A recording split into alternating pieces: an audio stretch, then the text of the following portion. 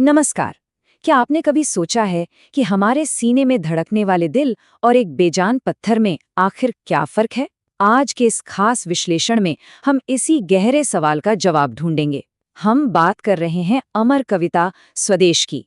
इस चर्चा में हम कविता के एक एक शब्द को महसूस करेंगे, उसका पूरा अर्थ समझेंगे और साथ ही इसके अभ्यास प्रश्नों को भी हल करेंगे।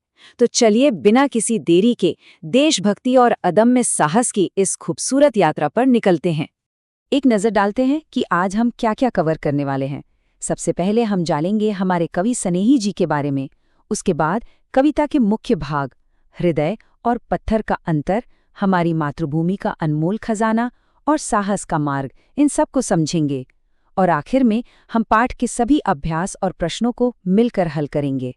तो आइए सबसे पहले बात करते हैं इन जादुई शब्दों को पिरोने वाले रचनाकार की, कवि स्नेही जी। स्क्रीन पर आप जिनकी तस्वीर देख रहे हैं वो है महान रचयिता गया प्रसाद शुक्ल स्नेही जी। हिंदी साहित्य को इन्होंने जो दिया है उसकी कोई तुलना नहीं की जा सकती। स्नेही जी की खासियत ये थी कि उन्होंने अपनी शुरुआत तो ब्रजभाषा से की थी, लेकिन आगे चलकर अपनी अद्भुत लेखनी के दम पर वो खड़ी बोली के सबसे शानदार और मशहूर कवियों में गिने जाने लगे। अब इनके बारे में एक बहुत ही दिलचस्प फैक्ट सुनिए। उत्तर प्रदेश के उन्नाव में जन्मे स्नेही जी ने राष्ट्र प्रेम, किसानों और सामाजिक कुरीतियों पर जमकर लिखा, लेकिन उन्हें अपनी विद्रोही कविताओं के लिए एक दूसरा नाम यानी पेन नेम त्रिशूल इस्तेमाल करना पड़ा। ऐसा क्यों? दरअसल वो एक सरकारी नौकरी में थे और उस जमाने में सिस्टम के खिलाफ और देशभक्ति से भरी क्रांतिकारी कविताएं लिखना बिल्कुल भी सेफ नहीं था। तो अपनी इसी विद्रोही आवाज को जिंदा रखने के लिए उन्होंने त्रिशूल नाम अपनाया। त्रिशूल तरंग और कृषक क्रंदन उनकी कुछ ऐसी रचनाएं हैं जिन्हें पढ़ते ही सच में रोंगटे खड़े हो जाते हैं। अब बढ़ते हैं अपनी कविता के पहले और सबसे अहम हिस्से की तरफ, हृदय और पत्थर, जो कि सच्ची देशभक्ति की असली नींव है। स्नेही जी कविता की शुरुआत ही एक ऐसे प्रहार से करते हैं जो सीधा हमारे दिल पर लगता है। जरा इन पंक्तियों को ध्यान से सुनिए। वह हृदय नहीं है, पत्थर है जिसमें स्वदेश का प्यार नहीं। जरा सोचिए, एक धड़कते हुए दिल और सड़क पर पड़े एक बेजान पत्थर में आखिर क्या अंतर है? वो अंतर है प्रेम का और संवेदना का। इसका सीधा सा मतलब ये है कि सच्ची देशभक्ति कोई ऑप्शन नहीं है जिसे हम अपनी मर्जी से चुनें। ये तो इंसान के जीने का मूल आधार है। अगली पंक्तियों में कवि इसे बिल्कुल साफ कर देते हैं। जो जीवित जोश जगा न सका, उस जीवन में कुछ सार नहीं।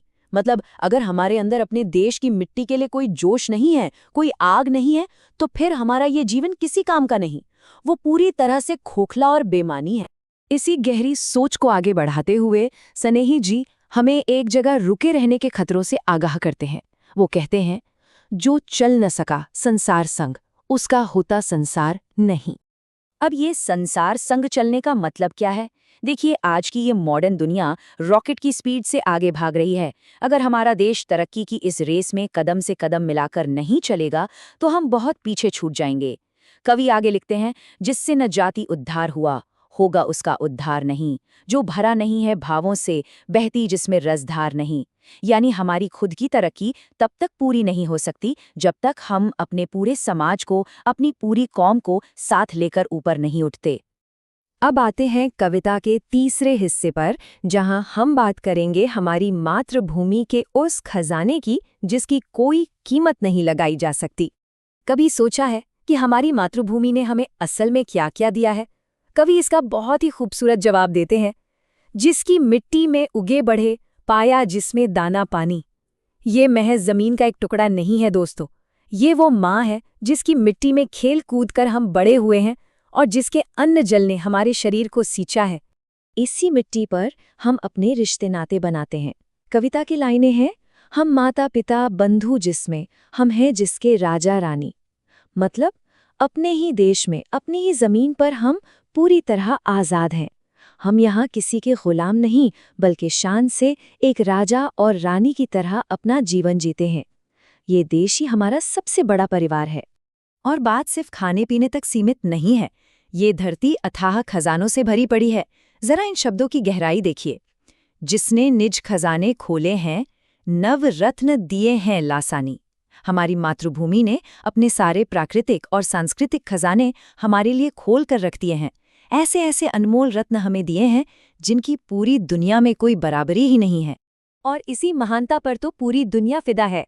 कवि लिखते हैं, जिस पर ज्ञानी भी मरते हैं, जिस पर है दुनिया दीवानी, उस पर है नहीं पसीना जो, क्या है वो भूखा भार नहीं। इसे सुनकर सच में रोंगटे खड़े हो जाते हैं। जिस मिट्टी के ज्ञान और संपदा के आगे दुनिया नतमस्तक है, अगर हम उस मातृभूमि की सेवा में अपनी मेहनत का एक कतरा पसीना भी नहीं बहा सकते, तो क्या हम इस धरती पर सिर्फ एक बोझ नहीं है? ये एक बहुत ही कड़वा लेकिन एकदम सच्चा सवाल है जो हमें खुद से पूछना चाहिए। चलिए अब रुख करते हैं कविता के चौथे भाग का, साहस और निडरता का मार्ग। दुनिया की कोई भी जंग बिना हिम्मत के नहीं जीती जा सकती। सनेही जी हमें साफ शब्दों में चेतावनी देते हैं, जिसने साहस को छोड़ दिया वो पहुंच सकेगा पार नहीं। चाहे हमें अपने देश का निर्माण करना हो या फिर अपनी व्यक्तिगत जिंदगी की कोई बहुत बड़ी चुनौती पार करनी हो, कायरता और डर हमें कभी हमारी मंजिल तक नहीं ले जा सकते। जब हम एक साथ पूरी हिम्मत और एकजुट होकर आगे बढ़ते हैं, तभी हम मुश्किल से मुश्किल पहाड़ की चोटी पर भी अपना झंडा गाड़ सकते हैं। बिना अदम्य साहस और निडरता के कोई भी देश अपनी आज़ादी और अपनी पहचान को लंबे समय तक बचाकर नहीं रख सकता। साहस ही सब कुछ है। और डरना किस बात से? मौत तो एक ऐसा अटल सच है जिसे कोई टाल नहीं सकता। कवि इस सच्चाई को कितनी बेबाकी से रखते हैं। निश्चित है, निस्संशय निश्चित है जान एक दिन जाने को। जब ये तय है, 100% पक्का है कि एक न एक दिन इस शरीर को जाना ही है, तो फिर डर डर कर क्यों जीना? सनेही जी यहाँ एक कमाल का रूपक यानी मेटाफर इस्तेमाल करते हैं। वो कहते हैं, है काल दीप जलता हरदम, जल जाना है परवानों को, सब कुछ है अपने हाथों में, क्या तोप नहीं तलवार नहीं। मतलब समय का दीपक लगातार जल रहा है और हम सब उन परवानों की तरह हैं जिनका खात्मा तय है। लेकिन मजे की बात यह है कि हम अपना भाग्य खुद लिख सकते हैं। हमें किसी तोप या तलवार की कोई ज़रूरत नहीं है। हमारा सबसे बड़ा हथियार हमारी अपनी इच्छा शक्ति और देश के लिए खुद को कुर्बान कर देने का जज्बा है। और फिर कविता उसी दमदार लाइन के साथ पूरी होती है, वह हृदय नहीं है पत्थर है जिसमें स्वदेश का प्यार नहीं। कविता का पूरा अर्थ तो हमने समझ लिया। अब आते हैं अपने आखिरी हिस्से पर, जहां हम इस पाठ के अभ्यास और प्रश्नों को मिलकर हल करेंगे। हमारा पहला सवाल स्वदेश शब्द से जुड़े कुछ नए शब्द खोजने का है। जब हम स्वदेश यानी अपने देश के बारे में सोचते हैं तो सबसे पहले क्या दिमाग में आता है? मातृभूमि, राष्ट्र, देशभक्ति, देशवासी और स्वतंत्रता। सही कहा ना? ये सभी शब्द एक अदृश्य धागे से बंधे हैं जो हमारे अंदर अपने देश के लिए प्यार और सम्मान की भावना को जगाते हैं। अब जरा व्याकरण के एक छोटे लेकिन बहुत ही जरूरी नियम पर गौर करते हैं। कविता में आपने संसार संग, रसधार और दाना पानी जैसे शब्द देखे होंगे। इन शब्दों के बीच जो एक छोटी सी डैश वाली लाइन है ना, उसे हिंदी में योजक चिन्ह या हाइफन कहा जाता है। इसका काम होता है दो शब्दों को आपस में जोड़ना और उनके अर्थ को एक साथ मिलाकर पेश करना। इसी वजह से कविता पढ़ने में खास लय और ठहराव महसूस होता है।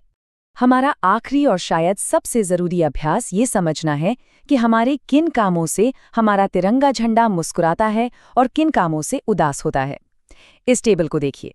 जब हम समाज में साहस और एकता दिखाते हैं, देश की तरक्की के लिए काम करते हैं या अपने पर्यावरण को बचाते हैं, तो हमारा तिरंगा गर्व से लहराता है। लेकिन इसके उलट, जब हम कायरता दिखाते हैं, समाज के लिए कुछ नहीं करते या अपनी मातृभूमि का किसी भी तरह से अपमान करते हैं, तो वही तिरंगा उदास हो जाता है। और इसी गहरे विचार के साथ हमारा आज का ये विश्लेषण खत्म होता है। सनेही जी की ये शानदार कविता सिर्फ किताबों में पढ़ने के लिए नहीं है, ये तो असल जिंदगी में उतारने के लिए है। जाने से पहले मैं आपके सामने एक सवाल छोड़ना चाहता हूँ। आज सुबह से लेकर अब तक हमने ऐसा क्या काम किया है जिसे देखकर हमारे देश के तिरंगे के चेहरे पर एक बड़ी सी मुस्कान आ जाए? क्या आज हमारे सीने में सच में एक दिल धड़का या वो बस एक पत्थर ही बना रहा? इस बारे में ज़रूर सोचिएगा। हमारे साथ जुड़ने के लिए आपका बहुत बहुत शुक्रिया। मिलते हैं अगले विश्लेषण में।